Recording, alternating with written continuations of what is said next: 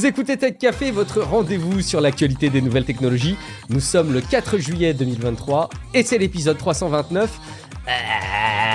Non, c'est pas exactement le bruit que je fais en ce moment en me réveillant le matin à cause de mon rhume, quoique. C'est plutôt le bruit que fait Twitter, le réseau social d'Elon Musk, si c'était un être humain. Bon, force est de constater que l'épopée, quelque part, du réseau, du canal de microblogging a vécu encore des heures difficiles dernièrement, notamment ce week-end où a été annoncée une nouvelle restriction. Vous ne pouvez plus lire que quelques centaines de tweets maximum chaque jour, ou quelques milliers si vous êtes abonné à Twitter Blue. Les temps sont durs, on va en parler dans cet épisode. On va parler aussi de régulation de services divers et variés, notamment d'Amazon, de Figma qui a été racheté, qui a fait l'objet d'une volonté de rachat par Adobe. On en avait parlé il y a de ça quelques épisodes, rappelez-vous, il y a du nouveau de YouTube, de Meta, de TikTok, mais on parlera aussi, rassurez-vous, encore et toujours d'intelligence artificielle et un peu de jeux vidéo. Je suis Guillaume Vendée, podcasteur technophile enthousiaste, et je retrouve le conducteur, non pas le conducteur, le responsable du conducteur de cet épisode, mais qui quelque part nous conduit dans les méandres de la tech, c'est Guillaume Poggiaspala. Salut Guillaume, comment vas-tu ? Bah écoute, c'est pas un problème, moi je conduis si tu veux aller en voiture, Simone. T'as ton permis, Guillaume, t'as ton permis poids lourd pour nous emmener tous ensemble, enfin bus même peut-être. Bus, ouais peut-être. Parfait, très bien. Minibus. Minibus, allons-y, partons tous en minibus, et quand je dis tous, c'est avec vous, nos auditeurs adorés, et j'en profite du coup pour vous faire quelques appels à participation que vous connaissez bien maintenant, mais pour ceux qui ne le sauraient pas encore, Tech Café, c'est un podcast gratuit qui arrive tout cuit, tout prêt, tout chaud, 2 fois par semaine dans votre app de podcast favorite. Alors il y a un épisode hebdomadaire qui vous donne l'essentiel de l'actu tech. Si jamais vous ne devez en écouter qu'un épisode, c'est celui-ci, le mardi soir ou le mercredi matin très tôt, et des épisodes dits suppléments pour aller un peu plus loin le vendredi soir. Alors notre mission, je pense que j'essaye de la formaliser un petit peu, notre mission, Guillaume, parce que oui, c'est important quand on fait un podcast qu'on ait une mission derrière. Si on l'accepte. Si on l'accepte, mais c'est notre défi même quelque part, c'est notre raison d'être. Notre mission, vous informer et vous permettre de passer un bon moment en vous divertissant durant des moments à faible valeur ajoutée. Alors j'en donne quelques-uns, des exemples, ça peut être du traitement de chiffres sur un tableur où il n'y a pas des calculs trop compliqués, du rangement dans votre maison, du ménage pendant votre footing.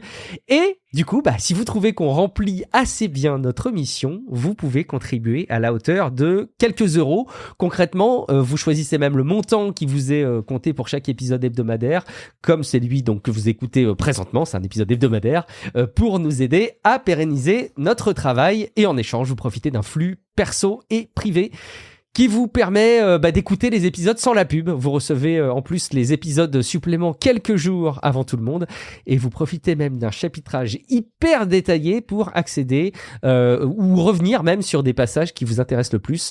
Et pour en profiter et nous soutenir, c'est facile, c'est patreon.com/techcafé, le lien est dans les notes de l'épisode. On se doit de dérouler le tapis rouge pour cet épisode à Alain Dubois, Ludovic Pillot, Loïc, Fred K, Battenre, François Lepalec et Maldazar, ou en tout cas on doit les remercier, parce que parmi ces personnes-là il y a aussi des personnes qui ont suspendu leur soutien, et qui d'ailleurs, alors ne vous excusez pas quand vous arrêtez le soutien. Nous, l'objectif c'est que ça ne pénalise vraiment pas votre quotidien, que vous fassiez ces participations si vous en avez la possibilité. Alors c'est sans engagement, vous pouvez nous soutenir uniquement sur une période donnée, et donc voilà, n'allez pas impacter des budgets essentiels de votre quotidien, ce serait vraiment une catastrophe. Et d'ailleurs, à l'inverse, si vous êtes plutôt à l'aise ou si vous voulez réduire vos dépenses, par exemple si vous fumez, que vous buvez trop, ou que vous consommez des abonnements qui vous servent pas forcément, peut-être que c'est l'occasion de suspendre ces dépenses et de les remplacer par un soutien à votre podcast favori. C'est une suggestion que je vous fais, bien entendu. Merci enfin à Nextinov qui a déposé un avis sur Apple Podcast et qui a dit « Mon préféré, smiley clin d'œil, sans autre forme de procès, autre smiley clin d'œil, un rythme parfait, une qualité irréprochable et 2 animateurs de haut vol. Je recommande, on devient vite fan. » Il nous fait le petit smiley qui sourit avec les joues rouges un petit peu émues. Bravo à vous deux, et merci beaucoup à toi Nextinov. Et puis je vous invite forcément, au-delà de tout ça, à commenter les épisodes sur techcafé.fr et à discuter entre vous et avec nous sur Discord, où on parle d'ailleurs pas que de tech. Tous ces liens sont dans les notes de l'épisode, comme d'ailleurs tous les liens vers les articles socles qui servent à construire les différents sujets et qui ont nourri la veille de Guillaume Poggiaspala pour cet épisode.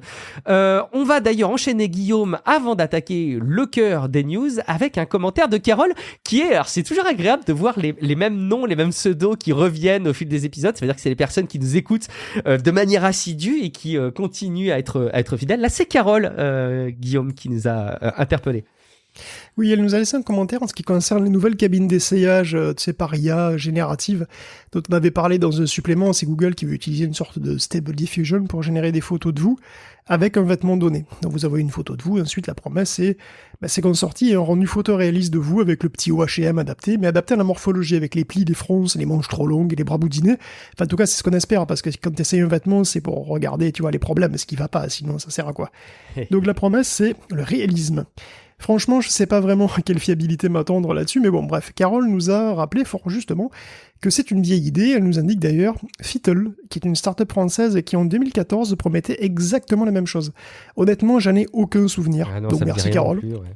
Ça me dit absolument rien. Et ce qui est marrant, c'est que déjà à l'époque, c'était une modélisation basée sur des photos. Donc l'avatar était créé automatiquement avec 4 prises de vue, et ton poids et ta taille. Et ça donnait à l'époque un modèle 3D. Donc un 3D polygone, quoi. Donc ils voulaient aussi passer sur mobile en 2015. Comme Google plus ou moins le propose aussi. Et donc on a exactement les mêmes idées, finalement, les mêmes objectifs, avec deux technologies qui sont qualitativement très différentes. Et donc, en grosso modo, 10 ans d'intervalle, on voit deux façons de faire des images de synthèse, en fait.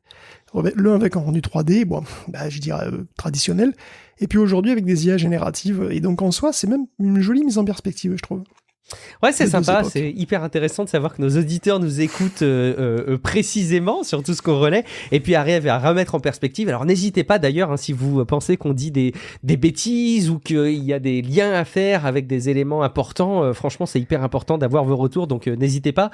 Tu voulais aussi, Guillaume, dans cette section un peu interaction, ou en tout cas à chaud, revenir sur ce qui s'est passé en partie avec les émeutes, l'actualité un petit peu plus éloignée de la tech, et pourtant la tech se réinvite dans ces sujets-là dès qu'il s'agit d'enjeux de société. Oui, disons, il y a eu beaucoup de... déjà, il y a eu pas mal de fake news, tout ça, mais bon...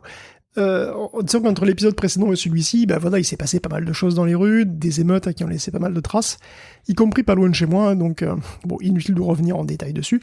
Évidemment, le président s'est exprimé, évidemment, il a encore fait de manière maladroite, en impliquant, presque en incriminant les réseaux sociaux et les jeux vidéo. Alors, j'ai pas énormément de choses très intelligentes à rajouter là-dessus, mais en ce qui concerne les jeux vidéo, l'invoquer en cas de pépin, c'est tellement classique que je vais pas revenir non plus dessus, parce que ça fait 40 ans que ça dure.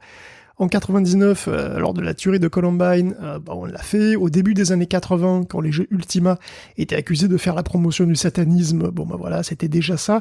C'est une panique morale qui a d'ailleurs commencé bien avant, même avec les jeux de rôle papier, dont j'aurais vraiment en tête. Oui. Et justement, comme les jeux vidéo, c'est un truc un peu ancien, maintenant, on a du recul, et on a eu le temps de faire une quantité d'études énorme. Et pour le résumer simplement, en fait, tout va bien. Et là, je paraphrase ici le sous-titre du magazine scientifique Epsilon comme vous voulez, Epsilon de mars 2023, donc c'est le numéro 21, qui consacre un dossier aux études sur le jeu vidéo qui ont été faites depuis 20 à 30 ans. Et le sujet de la relation entre violence et jeux vidéo, d'ailleurs, c'est un des premiers à avoir été étudié. Ça a commencé au début des années 90. Donc, si on fait le résumé de toutes ces études, on ne trouve pas de relation de causalité entre jeux vidéo et comportement des joueurs. Ce qu'on constatait, ça serait même plutôt l'inverse en quelque sorte. C'est-à-dire que les individus compétitifs s'orientent vers des jeux compétitifs. Il y a même des résultats qui concluent à une réduction du stress et de l'anxiété liée à une pratique raisonnable des jeux vidéo. Enfin, évidemment, si les enfants y jouent trop, ça empiète aussi sur du temps pour faire autre chose et interagir avec d'autres gens, c'est pas top. C'est pas celui de la palissade. Je veux dire, manger des pommes, c'est bien. Manger que des pommes, ça donne la chiasse. Donc, je vais pas déflorer le magazine plus que ça. Vous y trouverez bien d'autres études qui montrent que les jeux peuvent améliorer l'attention, la perception visuelle, l'orientation, la flexibilité mentale, la concentration et même la mémoire. Donc, en gros, pour reprendre le titre, tout va bien. Plus de 30 ans de recul sur les usages montrent que tout va bien, et tout est à l'opposé des clichés, en fait. Alors, s'il vous plaît, on arrête, c'est bon. Alors, en ce qui concerne les réseaux sociaux, évidemment, c'est comme d'habitude, les réseaux sociaux, c'est un peu souvent en double tranchant, c'est les émeutiers, ils utilisent les réseaux sociaux comme absolument tout le monde. Et donc, oui, ils ont un rôle à jouer, et puis, comme dans pratiquement toutes les autres situations de viralité, ben ça agit comme un amplificateur, un accélérateur, et ça permet une forme aussi d'émulation qui, dans ce cas précis, est profondément néfaste. Donc oui, ils ont un rôle à jouer, et d'ailleurs ils le savent très bien, puisque TikTok a par exemple interdit dans ses propres conditions l'utilisation, enfin, il interdit dans ses conditions d'utilisation d'appeler à enfreindre la loi, d'appeler à la violence en général, quelle qu'elle soit, et donc il a une responsabilité techniquement de modérer son propre contenu, pour respecter ses propres règles. Et bon, comme d'habitude, les réseaux sociaux le font plutôt mal, parce que, comme d'habitude, c'est difficile de modérer instantanément et à très grande échelle, encore plus de la vidéo et du live, etc. C'est une problématique qu'on a que depuis que le live existe, on en parlait encore à propos de la tuerie de Christchurch, la tuerie raciste, il y a quelques années de ça, je crois. Les plateformes sont dépassées par leur propre puissance, en fait, et c'est pas nouveau. Après, bon, entre incompétence, ça pas du gain, qu'est-ce qui domine? Je sais pas trop. Mais, parce qu'on sait bien comment certains réseaux sous-dimensionnent... Le mélange des deux est détonnant, en tout cas. Oui, puis on sait bien que certains réseaux sous-dimensionnent leurs moyens attribués à ça. Bon, voilà, pas un dessin. Les réseaux sont à double tranchant, en premier pour les émeutiers eux-mêmes, d'ailleurs, puisque chaque post, en fait, est une occasion pour les enquêteurs de remonter jusqu'à eux. Soit par les indices, tout simplement, qui sont montrés, soit en demandant l'identification, par les plateformes. Dans le cas d'une procédure pénale, c'est tout à fait possible, et c'est ce qui s'est passé d'ailleurs avec la prise du Capitole du 6 janvier 2021. La police a pu remonter un grand nombre de gens présents là-bas, justement parce qu'ils ont tout posté en ligne. Donc, voilà, les réseaux sociaux jouent un rôle dans ces événements qui sont évidemment inadmissibles, mais il ne faut pas oublier que ce sont aussi des outils qui ont permis de dénoncer des horreurs, qui a permis à la justice de se faire dans d'autres cas. Dans la mort de George Floyd, la mort de George Floyd serait peut-être passée à l'as si elle n'avait pas été filmée en direct et diffusée largement sur les plateformes. En France, celles contre la violence policière contre Michel Zecler, par exemple, ont été filmées et largement diffusées aussi sur les réseaux sociaux. Donc, voilà, forcément c'est très compliqué, et puis bon voilà, il y a toujours des déclarations politiques faites à la truelle, et bon franchement ça fait rien avancer quoi. En général, quand il y a des événements comme ceux qu'on vit actuellement, et que tu vois des prises de parole, d'ailleurs j'ai vraiment le sentiment que l'ensemble de la classe politique n'est pas très pertinente à mon sens sur ce type de réaction, parce que malheureusement ils réagissent à chaud. Alors il y a quelqu'un d'étrangement absent, je sais pas si t'as remarqué, mais on n'entend pas Marine Le Pen au passage. Je pense qu'elle a peut-être pas besoin de réagir pour récolter les fruits des graines des arbres fruitiers qu'elle a semés il y a de ça pas mal de temps, mais de manière générale, quand les politiques réagissent à ces événements-là, c'est forcément de manière à se bananer, parce que les réponses peuvent pas être simplistes, et elles sont tout sauf simplistes, je pense. Elles sont issues de plein de choix de société, de plein de raisons différentes qui se marchent les unes sur les autres. Et quand on pointe du doigt les réseaux sociaux et les jeux vidéo, ça paraît tellement simpliste que je pense on devrait être tous alertés. Et d'ailleurs, la classe politique devrait elle-même être alertée. Alors c'est compliqué parce que évidemment, s'ils prennent pas la parole, on peut leur reprocher de ne pas être présents. S'ils prennent la parole, c'est forcément de manière simpliste parce qu'ils peuvent pas tirer des conclusions un peu complexes sur les fonctionnements de notre société en réaction en quelques minutes. La solution est compliquée, il faut le reconnaître, et je sais pas comment ça pourrait s'arranger à moyen ou à court terme, évidemment. Guillaume, on va mettre de côté ces sujets compliqués pour aller sur d'autres sujets compliqués, mais peut-être pas compliqués de la même manière, parce que donc ces autres formes de procès, on va parler de ce qui s'est passé ce week-end avec Twitter. Guillaume, nouveauté, il y a toujours des nouveautés sur Twitter, c'est un réseau social dans lequel il y a plein de nouveautés, mais il y a des limites maintenant. On a beau en parler toutes les semaines depuis des mois, il a beau avoir a priori tout fait, Elon m'étonnera toujours quoi. Quelque part c'est quand même une sacrée performance, c'est quand même pas évident de trouver un truc absurde chaque semaine pour nous assurer 10 minutes d'émission au moins. Franchement, Elon c'est le meilleur ami des journalistes finalement. Mais bon, cette semaine Elon invente le réseau social qui t'empêche de l'utiliser. Alors moi c'est une idée que j'adore, perso, mais déjà si t'es pas inscrit, tu peux plus voir les posts carrément. Ça c'est quand même fort audacieux. Style quand il y a les citations sur les sites de news, ou quand on t'envoie un lien et que ça t'amène sur la page web et t'es pas logué, c'est des situations dans lesquelles tu vois plus les tweets, si je dis pas de bêtises. Pour l'instant, non, en tout cas, et c'est quand même c'est magnifique. Donc, mais le problème, c'est que même les inscrits, comme tu l'avais dit, même les inscrits qui sont pas bleus, qui payent pas ne pourront consulter que 600 tweets par jour et seulement 300 si tu as un nouveau compte. Tu comprends, il faut gagner la confiance de Twitter pour te laisser en abuser à hauteur de 600 tweets par jour. Et même si tu payes, il y a quand même une limite de 6000 tweets par jour. C'est fascinant. C'est vraiment, je dis bravo. Elon mentionne que c'est temporaire, ça va monter à 4, 800 et 8000 tweets par jour apparemment. Enfin, ce qui veut dire que vous serez toujours limité en fait, et c'est donc c'est pas un bug, mais une feature. Et ça, c'est quand même innovant, hein. Je veux dire, même Google peut plus afficher les liens. C'est ça qui est fabuleux, parce que même Google, même les robots de Google, en fait, ils arrivent plus à accéder au truc Twitter. Et donc, ça veut dire que là, globalement, la visibilité de Twitter dans Google est réduite drastiquement. Ce qui veut dire que la visibilité des tweets sur Internet au complet, en fait, est drastiquement réduite. Alors, tous les réseaux, normalement, se battent pour accroître l'engagement, la visibilité, ils feraient n'importe quoi pour la croissance, mais Twitter, ben non, manifestement, puisqu'il veut limiter ton temps d'écran, il veut améliorer l'équilibre de ta vie, alors je sais pas, merci. Bon, la raison donnée par Musk, évidemment, c'est pas celle-là, tu penses. D'après lui, les bots sont en train de récolter en masse des données sur Twitter, les bots pour entraîner de futurs IA en particulier. Donc 90% des boîtes et des startups du moment sont en train de créer des trucs qui vont un petit peu partout et qui avalent tout ça. Une autre hypothèse serait aussi simplement de gros soucis d'infrastructure. Parce qu'il se trouve que le contrat des Google Cloud qui courait jusqu'au 30 juin, voilà, la limitation, elle a commencé le 1er juillet. Donc c'est un petit peu, voilà, ça fait une petite coïncidence. Alors Linda Yaccarino, on en avait parlé, hein, a pourtant discuté avec le président de Google Cloud, et d'après ce qu'on pouvait en lire dans la presse, ça s'était bien passé. Après, il est tout à fait possible aussi que Linda ait pu conserver qu'une partie des services Google, ceux liés au filtrage et à la modération du contenu. Par contre, la facture pour le reste, pour l'infrastructure pure, peut-être qu'elle est toujours pas réglée, que du coup, Quick, ils ont tout coupé. Alors Twitter se préparait d'ailleurs à partir de chez Google Cloud ces derniers temps pour faire des économies, pour d'ailleurs si aussi ces problèmes d'impayés. Il est tout à fait possible que les serveurs Google, ils marchent plus et que du coup ils manquent de capacité. C'est possible parce que, en fait, la priorité de Linda, c'est la pub. Et donc la modération. Le filtrage du contenu haineux, illégal ou même borderline, c'est sa priorité parce qu'elle doit absolument montrer aux marques que l'environnement est sécurisé. Elle doit rendre Twitter brand safe, comme on dit dans le métier. Hein, voilà.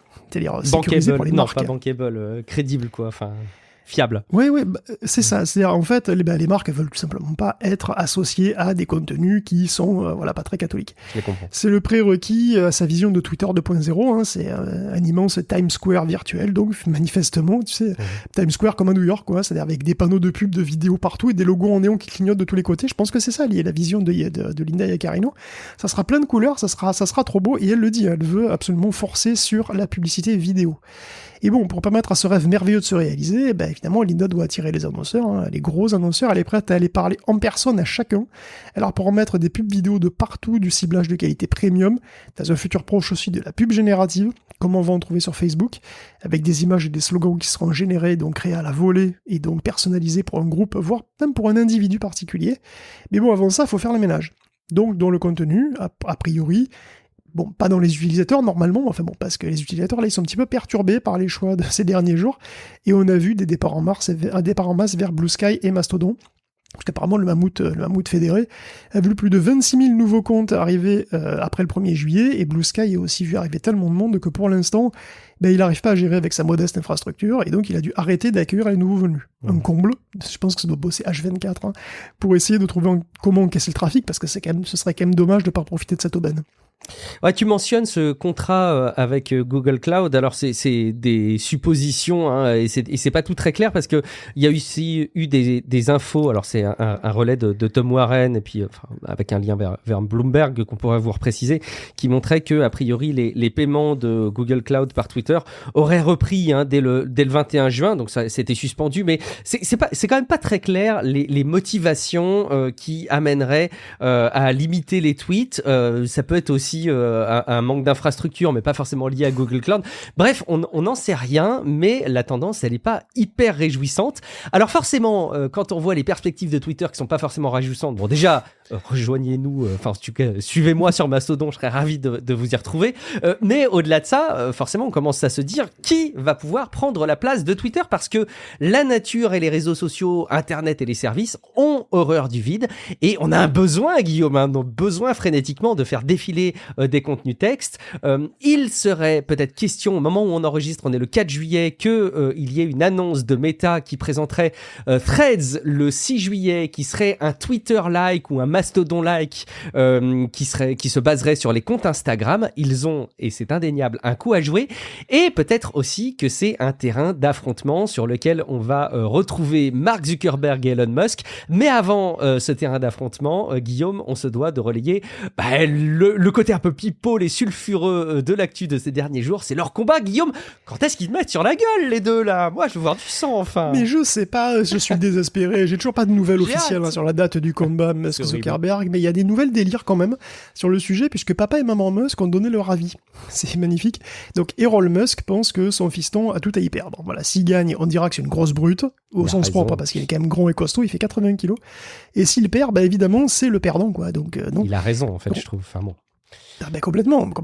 Remarque bien qu'on pourrait dire un petit peu la même chose de Marc, parce que Marc, il fait du sport de combat. S'il gagne, on pourra dire que c'est une brute et qu'il aime péter des culs, et qu'en plus, il est plus jeune, etc. Bon. Mais voilà, May Musk, donc la maman Musk, elle pense, elle, qu'il faut faire une joute verbale. Ah ouais. 3 questions chacun. Battle de Clash comme mon fils au collège. C'est ça, au collège. C'est exactement ça, c'est comme au collège. 3 questions, les réponses les plus drôles gagnent. Évidemment, Elon aura ses chances. Alors, c'est pas qu'il soit toujours spirituel, par contre, c'est vrai que Mark Zuckerberg, il a pas trop l'étoffe d'un stand-upper. C'est pas faux, ouais. Au-delà de ça, on continue à lire des trucs lunaires, comme le témoignage de Lex Fridman, qui est podcasteur et qui a fait un entraînement d'arts martiaux avec Musk, et qui témoigne de sa force et de ses capacités. Il faut noter que Lex Fridman est informaticien avant d'être podcasteur, c'est un podcasteur très connu, mais il est aussi ceinture noire de judo et de jiu-jitsu brésilien. Donc, je savais pas du tout, comme quoi on en apprend tous les jours grâce à... Ouais. Quoi qu'il en soit, les bookmakers sont en feu en ce moment même pour déterminer les cotes. En général, c'est plutôt Zuckerberg qui est favori, mais il y en a quand même certains qui sont incertains, qui donnent Musk gagner à 52% avec 25% de match nul. Écoute, je sais pas, il faut y aller là. On attend avec impatience qu'ils s'échangent les premiers coups. On est encore en train de se demander évidemment si c'est que de la gueule ou si ça aura vraiment lieu. Si ça a vraiment lieu, on vivra quand même une époque de l'actualité tech qui sera quand même assez indéniable. C'est con que ça que ça parte pas sur un débat en fait.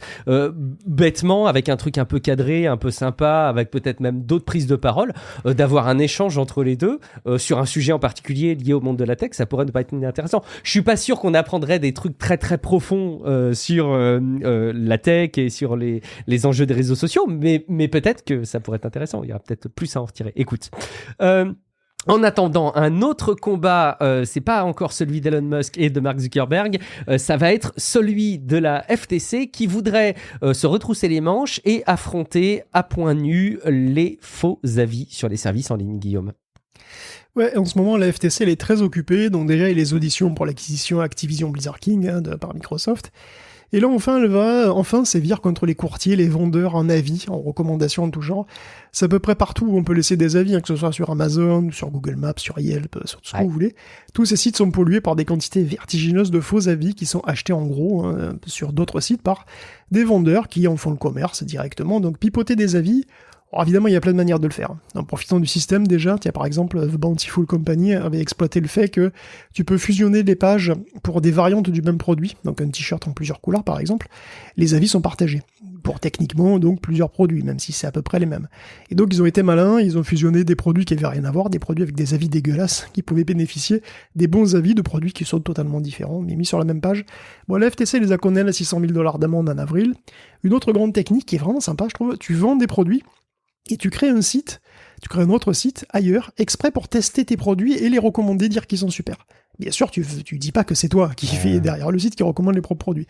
Donc, tes propres produits. La FTC veut sévir contre cette pratique aussi, mais en fait, la plupart des faux avis qu'on trouve sur les sites de vente, sont simplement achats des prestataires.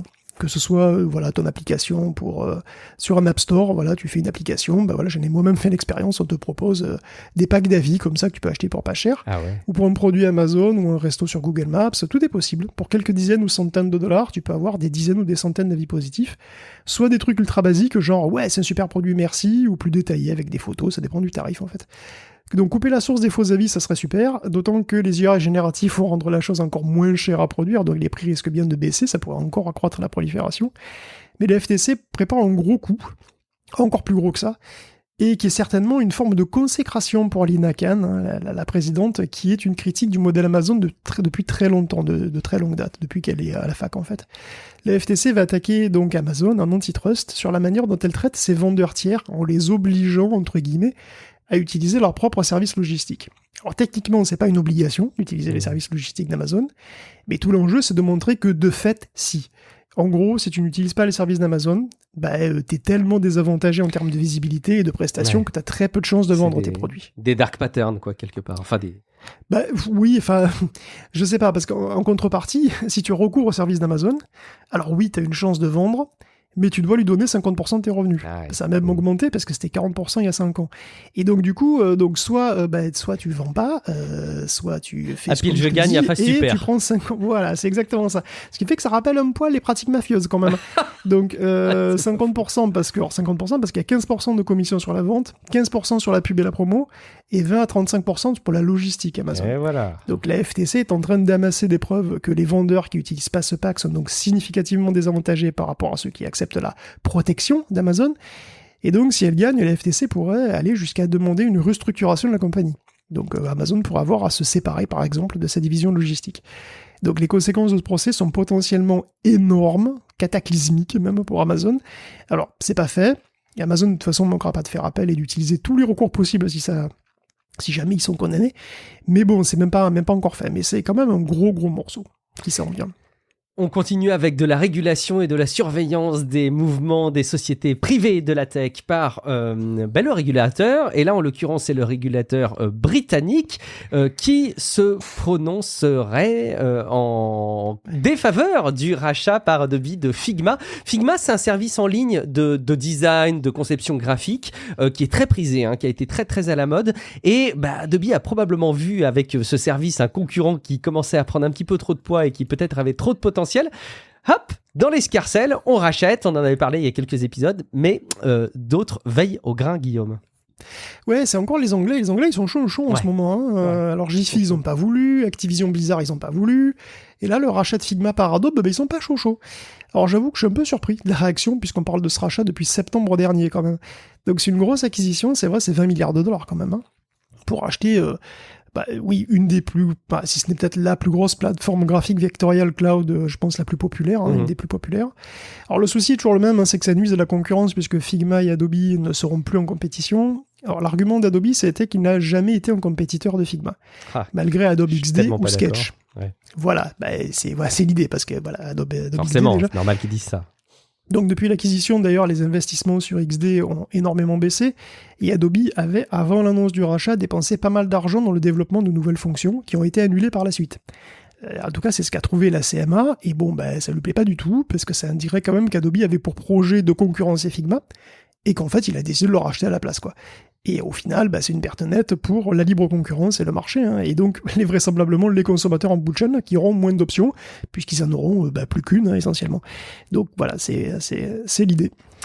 On suivra. Oui, je suis fondamentalement. Alors, j'ai un avis basé sur des expériences et des échanges, sur une expérience personnelle et des témoignages. Mais combien de personnes j'ai entendu qui disaient, écoute, dans ma boîte, on utilisait la suite Adobe et on a remplacé ça par Figma. Donc, vraiment, je suis persuadé.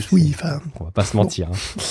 Allez, distribution des applications, Guillaume, avec Meta qui veut, là aussi, une part du gâteau. Alors le DMA, donc le Digital Market Act européen, pourrait avoir une conséquence inattendue. Au-delà de forcer Apple à ouvrir iOS au sideloading, ce qui est déjà énorme, ça permettrait aussi à Meta d'ouvrir son propre magasin d'applications peut-être à terme. Donc pour le DMA, on rappelle qu'Apple et Google sont devenus des intermédiaires obligatoires donc d'espace public, et que du coup ils doivent autoriser sur leur plateforme une forme de libre concurrence.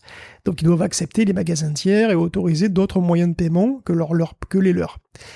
Et donc Meta, au milieu de tout ça, veut essayer de tirer un petit peu son épingle du jeu en hébergeant les jeux et les applications dont il fait la pub. Donc si vous cliquez sur la pub d'un jeu Facebook, pour Android par exemple, vous pourrez le télécharger directement. Donc sans être redirigé vers l'App Store, tout ça, donc il y a une friction en moins, et surtout, Meta n'imposerait même pas pour le moment de commission sur les revenus in-app. Parce qu'on s'entend, de toute façon, c'est toujours des applications gratuites, donc les trucs sont faits par les achats ou les transactions in-app, les pubs.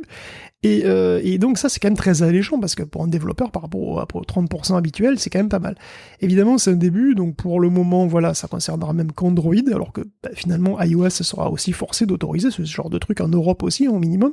Printemps donc 2024. Si ça marche, en 2024, quand le DMA, effectivement, entrera à full force, Alors si ça marche, je pense que voilà, je pense pas que la commission reste à 0 pour l'éternité, mais enfin bon, on verra bien. Quelque part, est-ce qu'on voit pas les premiers signes qu'Epic avait tout simplement raison, tu vois? Tout le monde va vouloir héberger des applications, et d'ailleurs, encore un autre truc bizarre, enfin pour moi, le dernier en date, c'est YouTube. YouTube qui va essentiellement se mettre à héberger l'équivalent des jeux Flash qu'on avait au début des années 2000, quoi. Donc je sais pas si t'as vu ça, c'est les YouTube Playables. Ouais. Ce qui est d'autant plus étonnant après la fermeture de Stadia, c'est de revoir Google vouloir profiter du monde du jeu vidéo sur YouTube. Quelque part, c'est logique en fait. Enfin, je trouve que c'est plein de bon sens. Je sais, non, moi je comprends pas la logique honnêtement, parce que les Playables, c'est des petits jeux légers, potentiellement multijoueurs, qui tournent complètement sur le navigateur, comme un bon vieux Farmville. Hein. Et donc, qui a demandé des jeux Flash sur YouTube ? Personne. Alors effectivement, c'est d'autant plus absurde, comme tu dis, qu'avec Stadia, YouTube avait un vrai coup à jouer au niveau gaming, un vrai truc avec une vraie valeur ajoutée, parce que tu regardais une personne jouer sur YouTube en vidéo, et avec Stadia derrière, tu pouvais, de manière complètement seamless, prendre les commandes en cloud gaming de ce jeu-là à ce moment-là. C'est une promesse qui était vraiment innovante. Jouer un clone de Farmville sur YouTube, on s'en fout complètement. Pourtant, pour des raisons obscures, et connues de notre Seigneur, un seul, après avoir très lentement étouffé Stadia avec une grosse peluche Kirby pendant plusieurs mois, Google essaye de lancer un truc gaming, voilà, qui est à base de petits jeux 2D, je sais pas. Alors j'imagine que c'est pour essayer d'accroître toujours plus le temps passé sur son service, puisque globalement, je suppose qu'au niveau vidéo, ils sont saturés. Tu regardes déjà YouTube 4 heures par jour. Tu vas pas passer 1 heure de plus, tu vois. Est-ce que tu vas passer 1 heure de plus à faire un énième Clash of Clans avec des vidéos interstitielles ?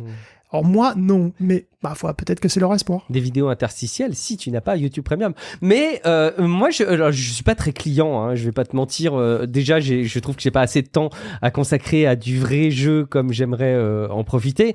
C'est pas pour consommer du temps sur du jeu de seconde zone, comme j'aime à le qualifier. C'est pas très cool, mais plus du casual gaming. Mais c'est un marché énorme, le casual gaming. Je pense qu'il y a une possibilité pour eux de se faire des relais de revenus, donc je peux le comprendre. Quelque part, on a déjà un cas dans cette situation, Guillaume, c'est Netflix qui propose du jeu vidéo. Évidemment, l'approche, elle est très différente. Évidemment, la qualité, probablement, des jeux et des expériences qui sont délivrées seront peut-être pas comparables. Mais en fait, moi, je trouve que c'est très logique et je trouve même que c'est presque plus... c'est mieux pesé, quelque part, qu'une proposition à la Stadia dans lequel le monde du jeu vidéo était complètement saturé. Mais bon, écoute, on verra ce que ça donne. Je suis pas certain, évidemment, que ça ait un engouement de dingue, mais moi, je comprends la logique, en tout cas. On continue à parler des réseaux sociaux et des plateformes avec TikTok, Guillaume, qui veut envoyer ses cow-boys.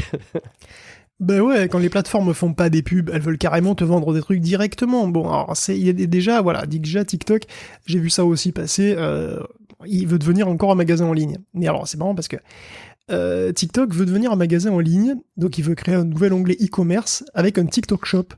Mais c'est pour proposer des produits TikTok. Alors évidemment, je me suis dit, il y a des produits TikTok, pourquoi pas, mais c'est pas juste des t-shirts, des accessoires de portable. Apparemment, ça pourrait être des jouets, des ustensiles de cuisine, comme sur Amazon. Donc tu vas pouvoir trouver des poils et des raquettes de ping-pong TikTok, je sais pas. Mais bon, enfin bref, il faut encore que TikTok pour ça se fasse pas virer des États-Unis, vu qu'il a déjà été viré entre autres du Montana, et que justement dans cet état, il y a un procès qui est en cours, intenté par des créateurs TikTok pour annuler la loi.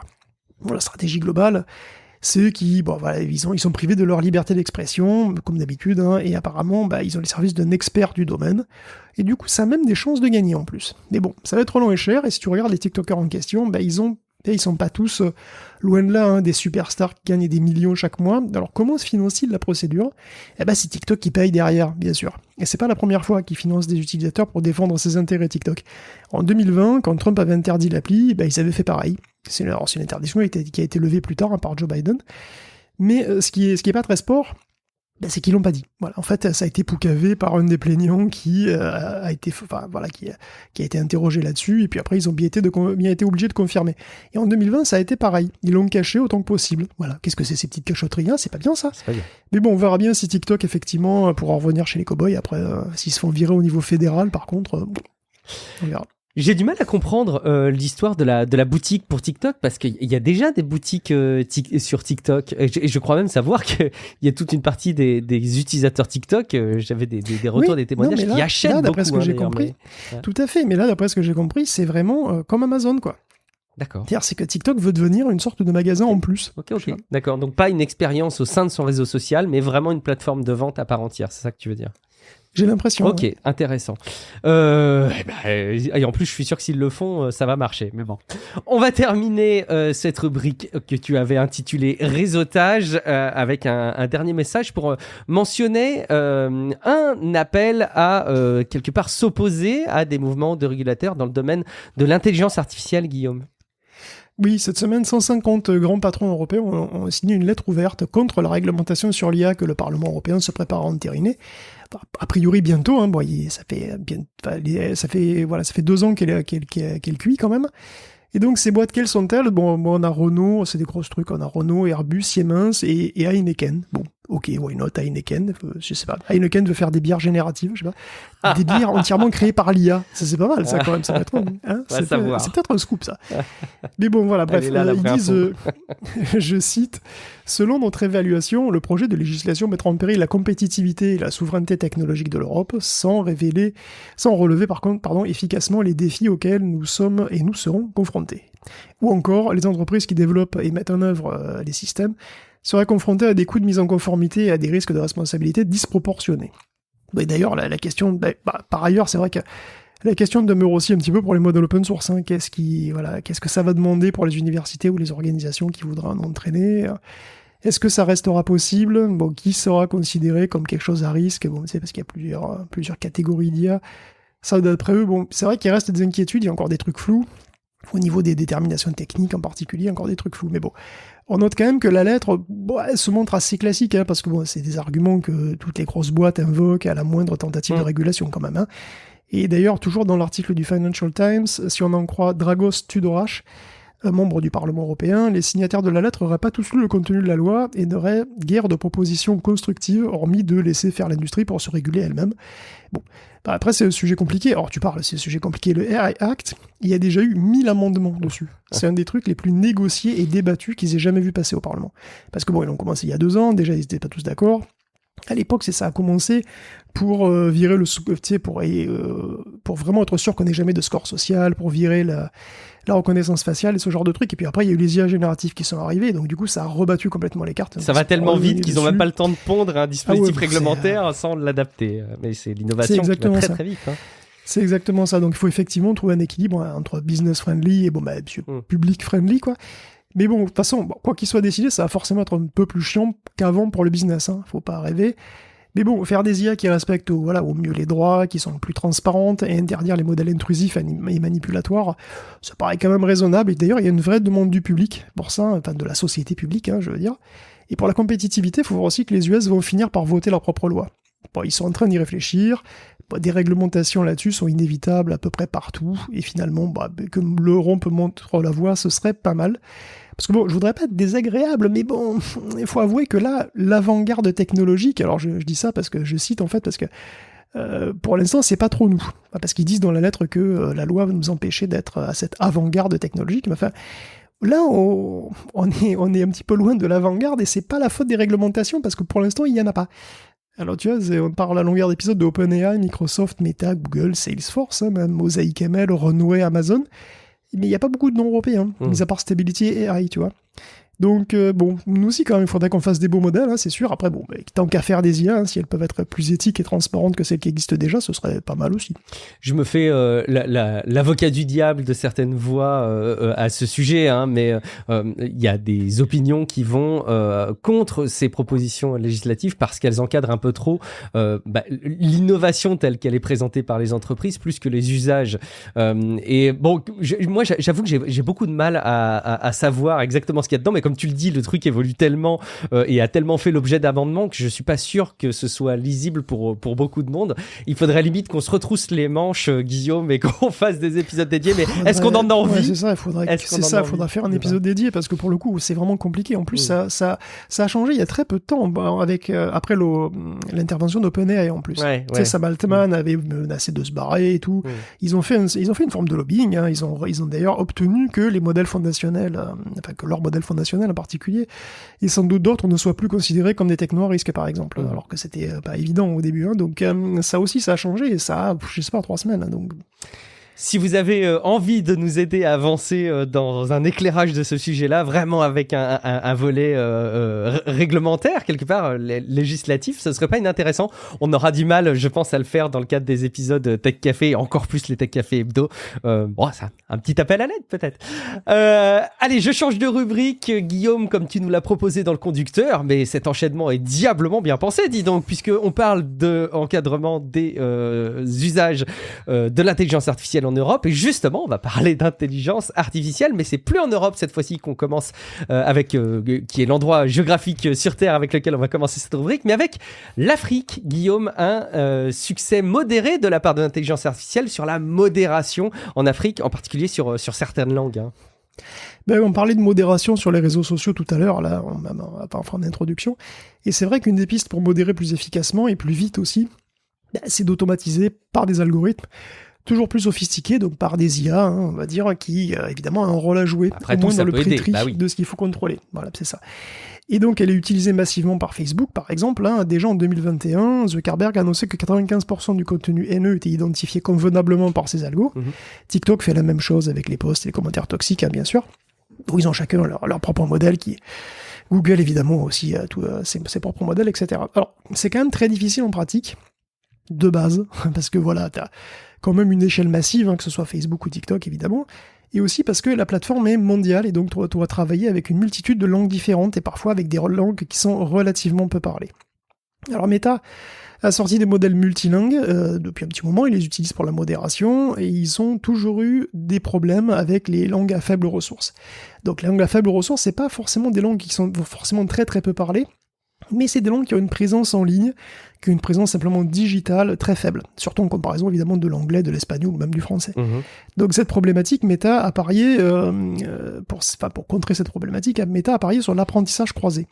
Donc en gros, on entraîne des modèles de langage qui sont universels, donc qui sont de manière inhérente polyglottes, et qui donc peuvent transférer des connaissances d'une langue à une autre. On imagine, par exemple, qu'un modèle qui connaît le français très bien aura besoin de moins d'entraînement pour apprendre aussi l'espagnol ou l'italien. Tu vois, qu'un modèle qui partirait de rien du tout. Donc des recherches là-dessus remontent à même 2019, et c'était un espoir que des langues à faible ressource puissent bénéficier comme ça de cette espèce de pollinisation croisée, de pollinisation un petit peu de tout. Mais à l'usage, ça marche, mais c'est pas suffisant.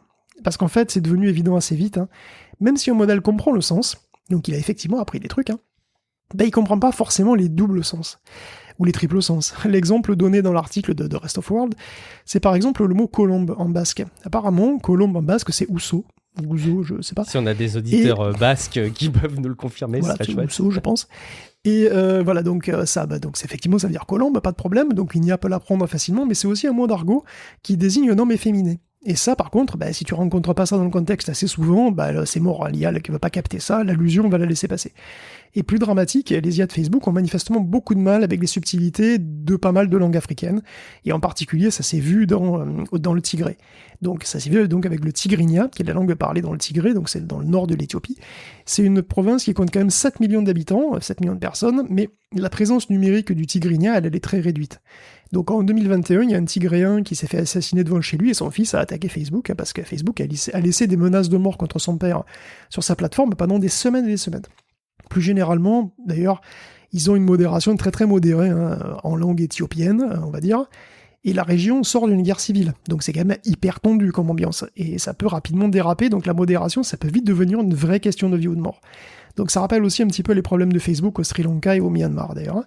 Et donc, le tigrinya, mais aussi l'amharique, ce sont des langues qui sont très difficiles pour les IA, qui parfois n'ont même pas les symboles qu'il faut dans leur vocabulaire. Parce que le tigrinya a un alphabet particulier, c'est même un syllabaire d'ailleurs. Et il faut encore que les modèles incluent de quoi écrire la langue comme il faut, sinon il y a carrément des bouts de mots qui ne comprennent carrément pas quoi. Donc malheureusement, le transfert de connaissances c'est bien, mais c'est pas toujours suffisant, parfois il faut aller plus loin. Et donc c'est des locaux, ou des gens qui connaissent, qui sont experts là-dedans, ou qui sont sur place, ou qui sont vraiment des experts là-dedans, qui connaissent la langue très très bien, et qui ont accès aussi à des ressources offline, des écrits par exemple, et après il faut les scanner, il faut créer des datasets comme ça de ces écrits, avec des vocabulaires adaptés. Il y a une boîte qui s'appelle Lesan, qui est allemande d'ailleurs, qui s'occupe de ça pour le Tigré, mais aussi pour plein d'autres langues africaines, parce que parfois il faut vraiment investir des moyens, il faut mettre les mains dans le cambouis, quoi, et pas compter que sur l'accroissement de la taille des modèles, pour tout résoudre de manière plus ou moins magique, comme ça il faut vraiment y aller, quoi. Intelligence artificielle toujours, Guillaume. On va parler un petit peu de la perception du grand public. Alors en tout cas, le grand public aux États-Unis, mais tu es tombé sur une étude, je crois que c'est porté par The Verge, en tout cas c'est publié de leur côté, sur la perception des intelligences artificielles, en l'occurrence des intelligences artificielles génératives, auprès du grand public. Alors ça c'est très intéressant parce que c'est une étude auprès de 2000 personnes qui permet d'avoir des indicateurs d'adoption des usages. C'est très intéressant, Guillaume. Ouais, qui utilise l'IA? Qu'est-ce qu'on en pense? Qu'est-ce que ça va devenir? Ils ont mené une enquête sur 2000 répondants. Alors c'est l'usage de l'IA, donc là tout de suite en juin 2023. Aux États-Unis. C'est une enquête Vox Media, c'est ça, Vox Media et de Circus, sur 2000 adultes américains, représentatifs des adultes connectés à Internet. C'est un truc qui a été fait par Internet. Bon. Et donc ça commence par nous remettre un peu à notre place en quelque sorte, parce que c'est vrai qu'en tant que technophile et podcast tech, on peut avoir du mal à imaginer que des noms comme ChatGPT, Bard ou Stable Diffusion soient totalement inconnus, et pourtant 43% des gens interrogés ont jamais entendu parler de ChatGPT. Ouais, c'est fou ça. 53% de Bing, incroyable. 62% de Bard, et plus des 3/4 de la population ne savent pas ce que sont Midjourney ou Stable Diffusion. Ouais. C'est Midjourney, moi, pour lequel ça m'étonne le plus, mais bon. C'est vrai, c'est fou, hein, mais bon, en résumé, on peut dire que la plupart des gens ne connaissent pas des masses, en fait, ni les outils IA, ni les boîtes qui les font. Donc il y a seulement une personne sur 3 qui a essayé au moins un des outils que j'ai cités. D'ailleurs, j'ai oublié My AI de Snap, mais bon, il est très oubliable. Et bon, qui utilise ces outils? Quelle classe d'âge, je veux dire? Eh ben, les millennials utilisent ces outils, la génération Z aussi pas mal, beaucoup, autant.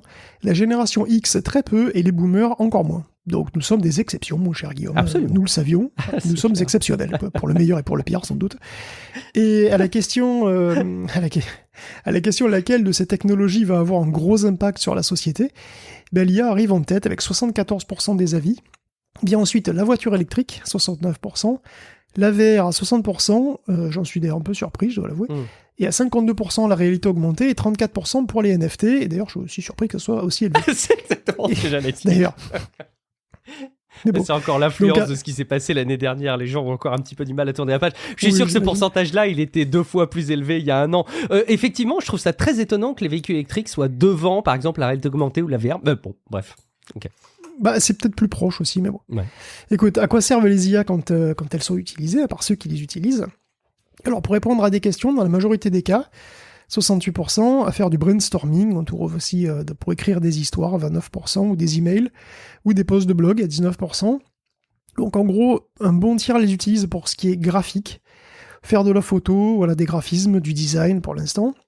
Voilà, bon, seuls 18% l'utilisent pour la programmation, mais ça va probablement augmenter. Donc très globalement, les utilisateurs estiment que l'IA fait bien mieux que ce qu'ils pourraient faire eux-mêmes. Et c'est logique. Parce que, si je prends mon cas perso, si j'utilise Stable Diffusion, c'est bien parce que je suis nul en graphisme, en peinture, tout ça. C'est pareil pour la musique, j'y connais que dalle, donc je vais me tourner vers une IA pour créer de la musique, parce que si j'ai envie d'en créer, je vais me tourner vers les IA pour faire ce que je sais pas faire, ou ce que j'aime pas faire. Donc ça paraît assez cohérent, disons, comme usage libre, quoi. Et c'est justement à propos de l'art génératif que c'est intéressant, parce que 44% des gens qui ont fait des images ont en fait demandé de copier le style d'un artiste. Et oui, parce que c'est plus beau, souvent, tout simplement. Après, 70% pensent que les artistes devraient être rémunérés quand une IA copie leur travail. Et 43% pensent que la copie de style devrait carrément être interdite. Donc globalement, plus des 3/4 des gens sont en faveur de plus de régulation sur l'IA, que ce soit durant leur développement, qu'ils veulent de la transparence sur l'origine d'une image, le fait qu'on puisse savoir que c'est synthétique. Ils veulent aussi l'interdiction des deepfakes, avoir des datasets qui sont plus cadrés, etc. Donc voilà, ça paraît logique, il y a vraiment une demande pour plus de régulation, donc désolé, Renault et Heineken. Et en ce qui concerne le sentiment dominant pour l'impact de l'IA sur la société en général, c'est très partagé en fait. La majorité, 32% des gens sont à la fois excités et effrayés, 21% sont juste excités, 29% flippent, et 18% n'en ont rien à battre. Bon, pour l'impact sur les emplois, c'est plus simple, 62% des gens sont inquiets, mais la moitié sont aussi excités sur les possibilités que ça ouvre. Bon, le nombre de neurasthéniques reste à peu près le même, et donc 51% des gens, enfin, pensent que les IA finiront par devenir conscientes. Et ouais. Et il y a seulement 36% des gens qui sont opposés à ce que les entreprises cherchent à les créer. Donc globalement, l'humanité américaine, semble pas trop mal disposée, finalement, face à ces espèces d'esprits artificiels, comme quoi, voilà. Après, c'est vrai que pourquoi pas, ça fait plein de nouveaux amis potentiels, faut pas être toujours négatif comme ça. C'est vrai, t'as raison de le souligner, c'est vrai que c'est des opportunités. Je pense à vous qui nous écoutez, qui êtes peut-être dans des activités professionnelles sur l'intelligence artificielle pour proposer des services en adoption à des utilisateurs. Les chiffres que vous a cités Guillaume Poggiaspala, comme tous les sujets qui sont relayés, l'article est disponible dans les notes de l'épisode, c'est The Verge, et vous avez les chiffres que vous pouvez retrouver assez facilement. Les infographies en plus sont assez jolies, assez bien maquettées de la part de The Verge. Je pense que ça peut être des chiffres assez intéressants pour mettre en avant vos réalisations et les services que vous mettez en avant pour convaincre peut-être même des financeurs, j'en sais rien. Bon, en tout cas, allez jeter un coup d'œil, ça peut être intéressant. C'est la NASA, Guillaume, qui veut utiliser aussi l'intelligence artificielle pour nous aider à aller conquérir l'espace. Écoute, une chercheuse en visite à la NASA a annoncé un projet qui s'appelle Cognitive Systems for the Next Generation of Space Communication. Tu le fais bien à chaque fois. Et c'était un atelier animé par le I3E qui s'appelait d'ailleurs Cognitive Communication for Aerospace Applications. Donc on résume, la NASA commence à réfléchir à fabriquer HAL 9000 ou Cortana, je sais pas comme vous préférez. Cortana est plus sexy, pour le but avoué d'implanter des systèmes de diagnostic de vaisseaux, donc pour détecter et remédier aux erreurs un petit peu automatiquement comme ça, qui communiqueraient en langage naturel et avec lesquels on pourrait carrément discuter des problèmes. ChatGPT qui gère ton vaisseau, quoi. C'est vraiment... C'est exactement ça, c'est ChatGPT pour un vaisseau spatial, et ChatGPT pour un vaisseau spatial, ça ressemble pas mal à HAL 9000, il faut quand même bien le dire. Et donc, évidemment, ce serait un chatbot qui serait spécialisé, donc forcément, il aurait la connaissance de tout, il serait connecté déjà à tous les capteurs, comme ChatGPT peut avoir des plugins, en gros. Là, il serait peut-être probablement entraîné à comprendre comment utiliser tous les capteurs du vaisseau, etc. Évidemment, il sera entraîné et il connaîtrait toute la doc technique inimaginable comme ça sur tous les appareillages du vaisseau, donc ça fait quand même énormément de choses, il y a énormément d'informations comme ça que les astronautes doivent en général donc apprendre, ils doivent vraiment connaître tout sur le bout des doigts. Donc ça pourrait les aider tout simplement parce qu'ils pourraient discuter très facilement et accéder à énormément de documentation comme ça de manière naturelle. Et voilà, donc ils pourraient aussi discuter de la mission, bien entendu, ça pourrait être configuré en fonction des missions, ils pourraient pourquoi pas jouer aux échecs, ça ne doit pas être le plus compliqué à implémenter. Et donc ce système de science-fiction pourrait voir le jour dans la future station lunaire. C'est le but, cette station spatiale qui, si tout va bien, sera opérationnelle en 2030, et donc autour de la Lune en orbite lunaire. Alors tout ça est très très très préliminaire, et 2030, c'est pas demain, mais la NASA voit bien les progrès des IA, comme tout le monde, et puis elle réfléchit à l'intégration de ces technologies dans les futurs véhicules. C'est naturel. Heureusement que c'est pour dans 7 ans, parce que pour l'instant, c'est vrai que j'aurais pas trop confiance. Parce que tu vois, par exemple, si tu vois comment réagissait Sydney/Bing au début, heureusement qu'il n'était pas en charge du système de survie dans un vaisseau spatial, parce que je pense qu'il était bien prêt à couper l'oxygène à des moments. Donc sans rigoler, il va falloir quand même bosser la fiabilité de l'ensemble, mais voilà, apparemment, c'est plus vraiment de la science-fiction. Ça avance. Très bien. Guillaume, moi, je trouve ça remarquable. C'est moteur aussi, dans Alien, auquel je pensais. Ça fait partie de ces technologies, tu sais, qui ont été anticipées dans la science-fiction, qu'on peut-être pensait pas voir arriver et qui commence à devenir peut-être réalisable, ou en tout cas ça bosse dessus. Moi je trouve ça aussi enthousiasmant que vertigineux. Guillaume, en tout cas les intelligences artificielles génératives arrivent à créer du contenu qui est plus vrai que nature, et justement c'est l'enjeu de la suite de cette chronique, Guillaume, sur les contenus indiscernables. Ouais, de news à une sur le thème de l'usurpation. Figure-toi que des chercheurs de l'université de Zurich ont fait un truc pas très flatteur pour les tweetos, puisqu'ils ont utilisé GPT-3 pour générer des tweets, et que dans l'ensemble, les humains sont pas capables de repérer ce qui est écrit par une machine. Mieux encore, si j'ose dire, c'est que les tweets artificiels qui contiennent de la désinformation sont plus convaincants que les tweets humains qui contiennent de la désinformation. Donc en gros, GPT-3 est plus convaincant que le tweetos moyen qui essaie de te convaincre que les vaccins causent l'autisme ou que le réchauffement climatique c'est un complot des reptiliens. Alors, le contenu synthétique, c'est dans le flow comme ça, c'est organique, c'est indiscernable du contenu standard, quoi, tu le vois pas. Et c'est pas très flatteur parce que GPT-3, c'est quand même un modèle qui est assez vieux, il commence à dater. Les chercheurs ont même pas utilisé GPT 3.5 ou GPT-4. C'est le modèle de base d'il y a 3 ans qu'ils ont utilisé. Ce qui veut dire par ailleurs que mon simple PC de bureau peut sans doute pondre du tweet tout à fait crédible au kilomètre avec mon petit mini modèle la main. Donc voilà, c'est pas très très rassurant. Bon, autre cas d'usurpation, de tromperie, qui fait cette fois suite à quelque chose qu'on avait déjà raconté il y a quelques mois, il me semble, c'est l'usurpation de la voix.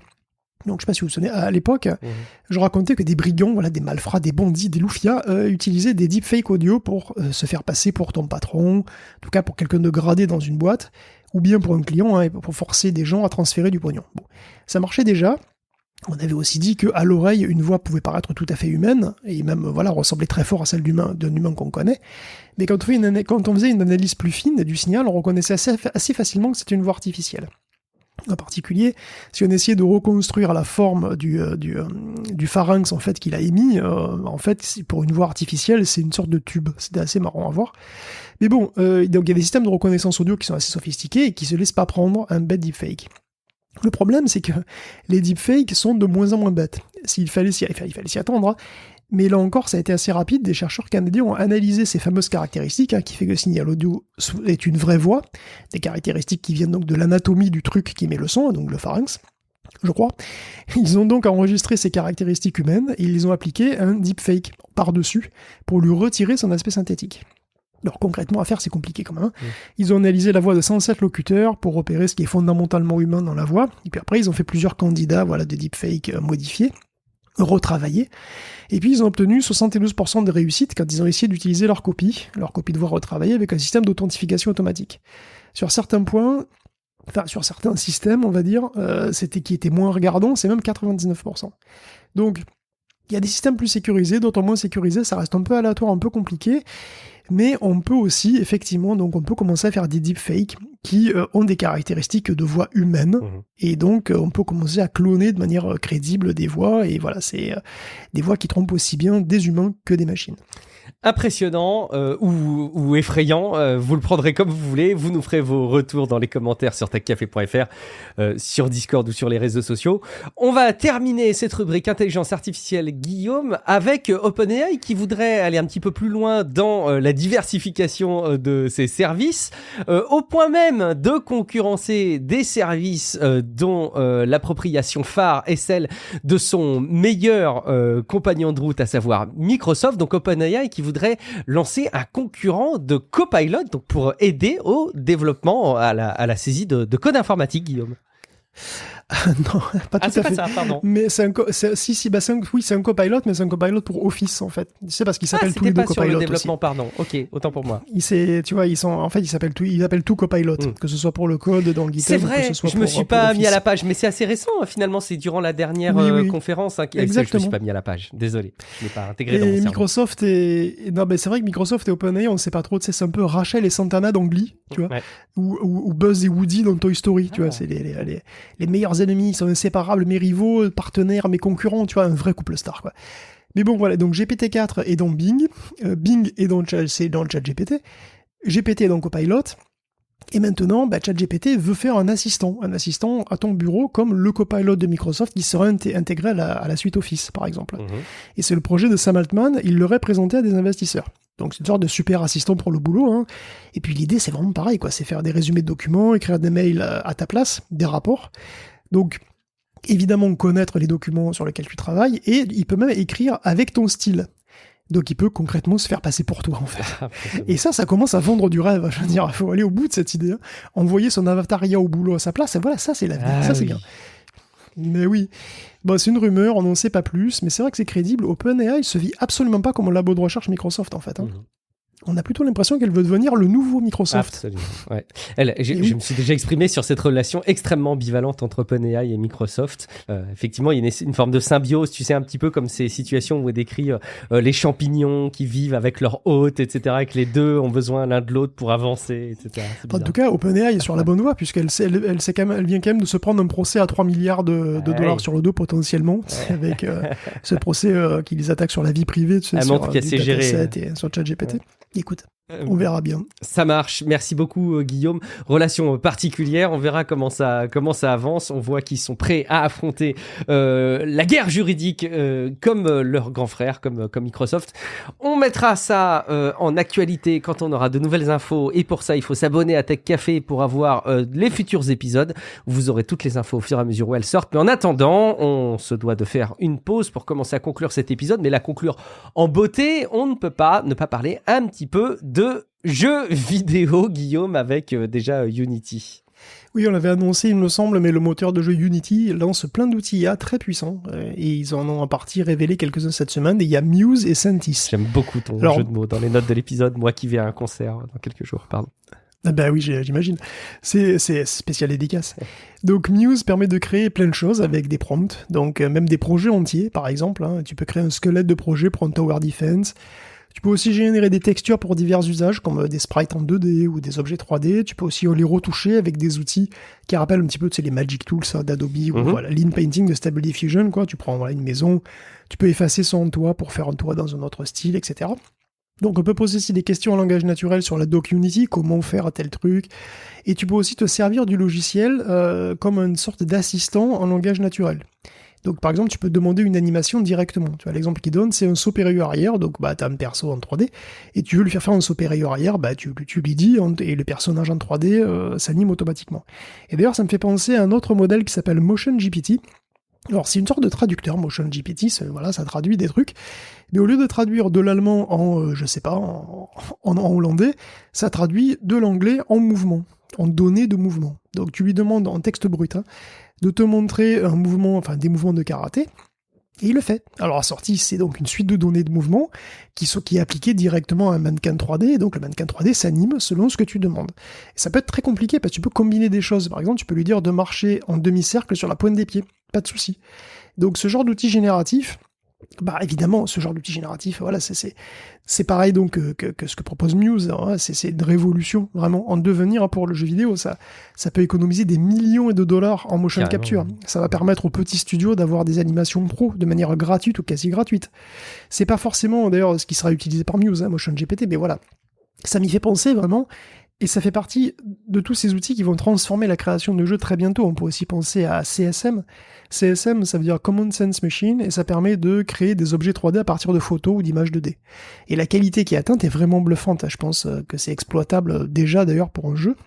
Il suffirait d'animer le truc peut-être, mais voilà, tu peux avoir des trucs 3D vraiment impressionnants. On est vraiment très proche d'avoir même du texte 3D qui soit vraiment exploitable aussi. On avait déjà parlé effectivement de cette espèce de Stable Diffusion pour des objets 3D qui au début faisaient des choses très simples. Là, ça commence vraiment à se raffiner. On le voit dans les papiers qui sortent. C'est vraiment impressionnant. Je pourrais aussi parler de Wonder Studio. Wonder Studio, je l'ai parlé, j'ai plus. Ça permet de remplacer d'un clic un acteur dans une vidéo. Hein. Tu prends un acteur, tu dis je veux remplacer lui, et tu désignes un modèle synthétique. Donc un modèle 3D préanimé, et le modèle synthétique est appliqué dessus. Il suit précisément les mouvements. C'est vraiment impressionnant. C'est sorti de bêta, maintenant c'est payant. Et bon, au-delà des outils qui permettent la création, il y a donc pour Unity, il y a Sentis. Et Sentis, c'est marrant parce que demain avec Sentis, tu pourras avoir des réseaux de neurones dans les jeux. Donc en gros, c'est comme si on avait, on va dire, PyTorch dans Unity. J'ai l'impression, des réseaux, des modèles qui peuvent tourner en local sur la console, directement sur le PC de jeu. Donc au-delà d'utiliser de l'IA donc en amont pour construire le jeu, pour aider la construction du jeu, on pourra même mettre des IA dans le jeu. Et il y a énormément de choses à faire, potentiellement, il y a énormément de choses à faire que tu peux faire avec des modèles d'IA. Tu peux faire déjà, premièrement, de la synthèse ou de la reconnaissance vocale, pour commencer, de manière très efficace. Tu peux faire évidemment de la génération de texte, et donc avoir des chatbots dans les jeux, qui parlent de tout et de rien. Enfin, tu peux leur parler naturellement, directement avec ta voix, ou même en écrivant au clavier, des jeux qui rendent donc des NPC plus intelligents avec des discussions ouvertes. On peut imaginer faire des traitements graphiques ou sonores extrêmement complexes.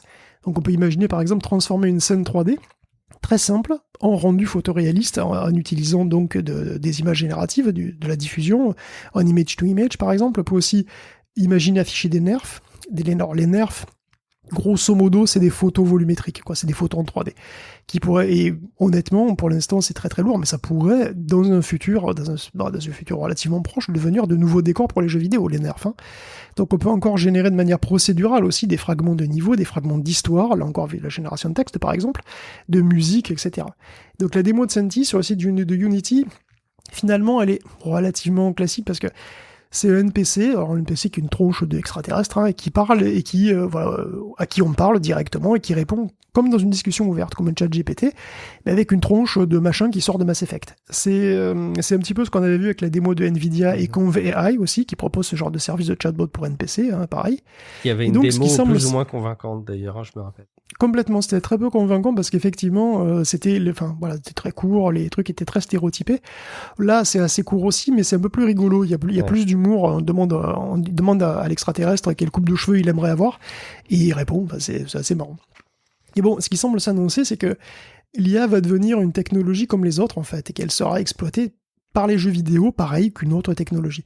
Il est tout à fait possible que la prochaine génération de consoles se différencie beaucoup moins par leur aptitude à accélérer les algorithmes de graphique, beaucoup moins par leur aptitude à afficher de la 3D, que par leur aptitude à accélérer les algorithmes de deep learning. Tu vois, la génération d'après marquera peut-être un début d'ailleurs post-3D. C'est-à-dire où le mode de rendu dominant ne sera plus la rasterisation, ni peut-être même plus le path tracing, mais où le pas sera pris par les génératifs ou le nerf ou encore autre chose, va savoir. Donc on n'en est pas là, mais dans 15 ans, peut-être. Hein. L'avancée technologique qui nous surprend toujours et qui a toujours de beaux jours devant elle. Tu voulais nous toucher quelques mots sur des performances de la RTX 4060, Guillaume. Oui, la RTX 4060 est sortie, et bon, c'est dur de faire moins excitant, franchement. Tu vois, c'est un petit peu comme, c'est comme quand, peut-être même que quand le roi Charles III sort inaugurer un EHPAD, c'est plus sexy. Parce que... Tu la sors d'où, celle-là? Écoute, avec la 4060 Ti, elle est très bizarrement tarifée. Elle était très bizarrement tarifée déjà, mais la 4060, elle est encore moins puissante. Au moins, elle est pas très chère, et elle consomme pas beaucoup. Au-delà de ça, c'est difficile de trouver des attraits, étant donné qu'elle est pas toujours plus rapide qu'une 3060. 3060 qui, déjà à son époque, il y a 2 ans, était pas franchement folichonne, parce que le vrai milieu de gamme correct, c'était plutôt une 3060 Ti déjà. Et justement, là c'est clair, hein, la 3060 Ti, elle est toujours plus lente, enfin la 4060 Ti est toujours plus lente qu'une 3060 Ti. 3060 Ti qui est sortie, je le rappelle, fin 2020. La 3070 étant largement hors de portée de la 4060. Alors bien sûr, le DLSS 3, que Nvidia martèle tout le temps. Oui, mais non, parce que le DLSS 3, déjà, c'est pas tous les jeux. Et puis surtout, le DLSS 3, ça marche pas très bien si on n'a pas déjà un jeu qui est fluide. Et comme la 4060, elle a des jambes en mousse, elle ne va pas courir très vite. Donc ça va être assez facile de trouver assez rapidement, dans un avenir proche, des jeux qui tourneront pas forcément super et qui tourneront pas assez bien pour vraiment bénéficier du DLSS 3. En plus, la carte a 8 Go de RAM, ce qui est pas énorme, elle a un bus de 128 bits, et ça, c'est un sacrilège. Un bus de 128 bits, c'est sur une 1050 qu'on trouve ça, madame. Tu vois, quand il y a un 6 dans le titre, il n'y a pas 128 bits dans le film. Ça se fait pas, c'est pas correct. Donc, est-ce qu'on peut recommander ce machin ? Ben non, parce qu'il faudrait voir à pas les encourager à faire des conneries chez Nvidia. À moins qu'elle baisse de prix, qu'elle se retrouve, je sais pas, vers les 250 par là, ça serait plus cohérent. Parce que bien sûr, c'est pas une carte pour jouer en 4K, hein, tout le monde l'aura compris, c'est pas non plus une carte pour jouer en 1440p. Faut vraiment se concentrer sur du 1080p, et même là, bon... Donc en gros, si vous avez une 1060, bon, à la limite, mais je pense que même les RX 7600, voire les 6700 XT, éventuellement d'occasion d'ailleurs, pourraient être un meilleur rapport performance-prix. Parce qu'en fait, la carte, elle est pas très loin d'une ARC 750, elle est à peine au-dessus d'une ARC 750. Donc ça donne une idée de son positionnement réel, quand même. Bon, à force, Nvidia va vraiment faire du mal à son image de marque vis-à-vis des joueurs, parce que finalement, tout le monde peut pas profiter des vraies cartes performantes. Parce qu'en gros, les vraies cartes performantes, elles commencent à la 4070 et surtout 4080, 4090. Mais le gros des joueurs, il est pas là-dessus. Le gros des joueurs, il est sur des 3060, sur des 1060, 2060, etc. Et bon, si t'as une 3060, ben, il y a aucun progrès. Voilà, c'est pas compliqué, il y a aucun progrès en termes de performance à prix constant depuis plus de 2 ans, donc ça commence à faire long. Oui, ça reste un peu ta préconisation peut-être d'ailleurs, hein, si on veut s'équiper d'une carte graphique. Enfin bon, tu t'es déjà exprimé sur le sujet, et puis le but c'est pas de faire des recommandations d'achat, mais cette nouvelle génération, t'étais quand même extrêmement critique, notamment eu égard aussi aux performances, oui, et puis avec les performances / coûts énergétiques de calcul. Mais bon. La 4060, pour le coup, elle consomme pas beaucoup. Ça, c'est vrai que c'est donc elle est silencieuse. Voilà, c'est vrai que c'est une qualité.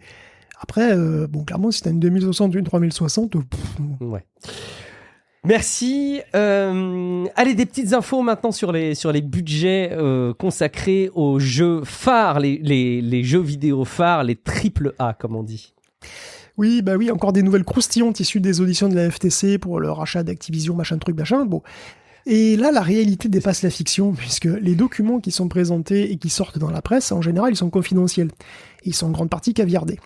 Bon, chez Sony, on est un peu juste financièrement, manifestement, hein, donc on limite le budget feutre. Et les documents qui sont passés sous les yeux de faucons des journalistes ont été censurés avec manifestement un vieux Velleda de 4 ans, et on voyait ce qu'il y avait écrit dessous.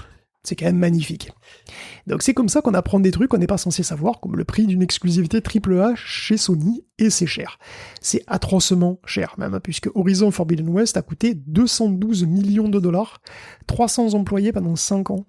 Last of Us Part 2 encore plus, avec 220 millions de dollars, 200 employés, et c'est plus... et en plus, bon, je veux dire, c'est 200 millions juste pour le développement. C'est-à-dire que la promo du jeu n'est pas incluse. Et en général, on n'est pas loin de ce genre de montant. Pour une promo à l'échelle mondiale monstrueuse, comme il y a pour ce genre de jeu, ça nous fait un coquet montant de peut-être un demi-milliard de dollars par jeu, à une vache près. Ce qui m'étonne quand même, c'est le rapport budget-coût de développement versus le nombre de salariés, enfin le nombre de personnes qui ont bossé dessus. Il va où l'argent? Il y a des licences qu'il faut payer, qu'est-ce qui coûte autant? C'est donc clairement pas le salaire des gens qui bossent dessus. Alors, il y a des salaires, il y a du matos, il y a du matos de motion capture aussi, il y a du, voilà, il y a du matos professionnel quand même, hein, aussi, parce qu'on est carrément dans du film, hein, plus ou moins, pour les deux. Captation. Et puis, il y a probablement aussi de la sous-traitance, pas mal. À mon avis, il y a de la sous-traitance aussi qui doit être payée, je suppose. Mais apparemment, les 200 millions, ça a pas l'air d'inclure les frais de promo. Donc, ça a l'air d'être vraiment les devs. Donc c'est délirant et on comprend un peu mieux que Sony insiste pour qu'on achète ces jeux plein pot parce que évidemment par abonnement ça paraît compliqué de rentabiliser tout ça. Et alors par ailleurs justement on apprend aussi que Call of Duty rapporte énormément. Il rapporte énormément de pognon à Sony, pas moins de 800 millions rien qu'en 2021. Potentiellement 1,5 milliard dans le monde entier. Donc ouais, ils veulent pas le voir partir, Call of Duty. Oui, ils veulent qu'il reste bien au chaud sur PlayStation, tu vois, on comprend ça. Bon, d'autres chiffres plus marrants. 1 million de joueurs PlayStation, donc qu'un seul jeu, Call of Duty. Et c'est tout. 20 millions de joueurs, d'ailleurs, passent aussi l'essentiel largement de leur temps dessus. Incroyable. Bon, moi qui suis perpétuellement en train de passer d'un jeu à l'autre, d'intro d'ailleurs, et d'avoir envie de tout tester, ça me laisse songeur. T'achètes une PS5, qui est quand même assez chère, et tu joues qu'à Call of Duty, bah écoute, comme quoi. Enfin, bon, est-ce que c'est pas le moyen le moins cher de bénéficier des meilleures performances du moment avec Call of Duty? Parce que si t'achètes un PC pour jouer qu'à Call of Duty, c'est cher. Je sais pas trop. Enfin bon, j'en sais rien. Bon, ouais. Bah, savoir. Enfin bon, Ryan a aussi dit que les éditeurs aiment pas le Game Pass, qui détruit la valeur des jeux. Et maintenant qu'on connaît le prix d'un jeu AAA Sony, on comprend mieux ce qu'il sous-entend par là. C'est pas le modèle économique de Sony, effectivement, fondamentalement. Justement, modèle économique et affrontement entre Microsoft et Sony pour terminer cette rubrique jeux vidéo, Guillaume. Ben oui, alors c'est vrai qu'on a eu des petits ragots du côté de Microsoft aussi. Donc par exemple, ils voulaient racheter Square Enix à un moment, et en particulier pour avoir une présence plus importante en Asie et se faire une place sur le marché mobile. Tiens donc. Et oui, étendre le Game Pass sur téléphone. Bon, c'est un projet qu'ils ont depuis longtemps, hein, évidemment. L'acquisition Activision Blizzard King est liée pour quelque chose parce qu'il y a King dans le titre, ouais. Et ça donnerait automatiquement un portefeuille de jeux varié, je sais pas trop parce que c'est quand même principalement des Candy Crush et des Bubble Witch qu'ils ont King, mais bon, enfin il y a Petrescu aussi, donc ça va. Mais bon, tout ça, cette guerre des consoles, ça plaît pas à Satya Nadella. Lui il est amour, il aime la paix, il aime les bisous tout doux. Il voudrait pas faire d'exclus, lui. Voilà. Il voudrait pas de Starfield, comme ça, priver les joueurs Sony de Starfield, c'est pas bien, c'est pas sympa. Lui, il aime pas. Il aimerait que tout le monde puisse jouer à tout, tu vois, mais Sony, il est méchant. Sony garde les exclus pour lui. Il est pas dans le partage, il est pas dans la gratitude et le quinoa comme Satya. Alors, il faut faire pareil. C'est à cause de Sony si Microsoft fait des exclusivités, parce que sinon, il en ferait pas. Sinon, les exclusivités, c'est à cause de Sony. Sinon, ça existait pas avant, d'ailleurs. Ah, c'est triste. Bon, sinon, on a eu par la bande des chiffres des ventes des Xbox Series X et S, et ils s'en seraient vendus 21 millions. En tout combiné, il y aurait 79 millions de Xbox. Alors, One, Series S, Series X, qui auraient été vendus. Bon, la Series S semble une bonne porte d'entrée, puisque 48% des propriétaires de la console, de cette petite console blanche-là, sont nouveaux dans l'écosystème Xbox. Pour mettre en perspective quand même, Sony aurait vendu plus de 38 millions de PlayStation 5, dont 6 millions cette année. Et si la dynamique se poursuit, on serait pas loin du simple au double l'an prochain. Donc c'est vrai, Microsoft fait encore distancer sur cette génération. Hein. C'est un petit peu comme la génération d'avant, en fait. Alors la Switch, elle, s'est vendue... alors, attention, tenez-vous bien. La Switch s'est vendue elle a dépassé les 122 millions de ventes. Sachant qu'elle est quand même sortie début 2017. alors que les séries sont sorties fin 2020. Donc elle a de l'avance. Enfin, c'est quand même monstrueux, quoi. Donc voilà, Microsoft est loin d'être ridicule, hein. Je veux dire, bon, il existe, mais enfin, évidemment, il est quand même encore 3e sur 3 sur cette génération. Est-ce que ça va amadouer la FTC ? Eh bien, je sais pas. On verra, on suivra ça et on vous partagera évidemment l'avancement de ce sujet qui n'est pas prêt de se terminer. Guillaume, un immense merci pour la préparation de cet épisode et pour le moment qu'on vient de passer ensemble. J'espère que les auditeurs auront passé un aussi bon moment que nous, alors que moi en tout cas. Évidemment, je vous invite, si jamais c'est le cas, à venir nous le dire sur les commentaires de techcafé.fr, à déposer un avis sur Apple Podcast, sur Podcast Addict. Je vous rappelle mon analogie du moment. Évidemment, vous sortez d'un resto, vous avez apprécié l'expérience, les plats qui vous ont été proposés, la qualité du service, vous laissez des évaluations pour que le jour où d'autres personnes auront besoin de choisir un resto, ils puissent savoir que ces restos a été approuvé par ses clients. Et en plus, contrairement au service que tu dénonçais tout à l'heure, on n'achète pas nos avis, nous, monsieur. Et donc, on vous invite à aller déposer des avis sur Apple Podcast et sur Podcast Addict. Et puis, si le cœur vous en dit, si jamais l'info est pertinente, si jamais le moment est divertissant, si jamais le format du podcast s'insère dans votre journée ou dans votre semaine, en tout cas de manière optimale par rapport à une activité que vous avez, rendez-vous sur patreon.com/techcafé pour nous soutenir. Je vous renvoie à ce que je rappelais en intro à ce sujet. Guillaume, en attendant de nous retrouver pour un prochain épisode, tu vas peut-être enfin pouvoir tout nous dire et en tout cas nous dire où on peut te retrouver. Ben, on va pas pouvoir me retrouver tout de suite parce que moi je vais retourner jouer à des jeux vidéo puisque ça améliore l'attention, la perception visuelle, la flexibilité mentale, la concentration, que ça rend plus beau, tout ça. Bon ben voilà, moi j'avais besoin de tout ça, qu'est-ce que tu crois ? J'espère que mon fils n'écoute pas cet épisode de podcast, en tout cas pas jusqu'au bout, parce qu'on essaye aussi de lui limiter, de lui encadrer ses usages des jeux vidéo. Je suis Guillaume Vendée, vous me retrouvez sur guillaumevendée.fr, sur les réseaux sociaux. Allez, peut-être encore quelques jours sur Twitter. Tiens, j'ai testé la coche bleue, Guillaume. Alors, je me suis désabonné aussi vite que je l'ai lancé, mais je voulais voir un petit peu ce que ça donnait. C'est pas foufou, en fait, hein. Vraiment, je vous recommande pas forcément de donner de l'argent à Elon Musk pour ça. Ça vaut pas le coup. Et puis, mon petit doigt me dit qu'il y a d'autres services qui sont bien plus pertinents ou qui arrivent. Allez, merci beaucoup pour votre fidélité. Abonnez-vous à Tech Café. Rendez-vous dans quelques jours pour un prochain épisode de Tech Café. Ciao à toutes et à tous. Ciao à tous.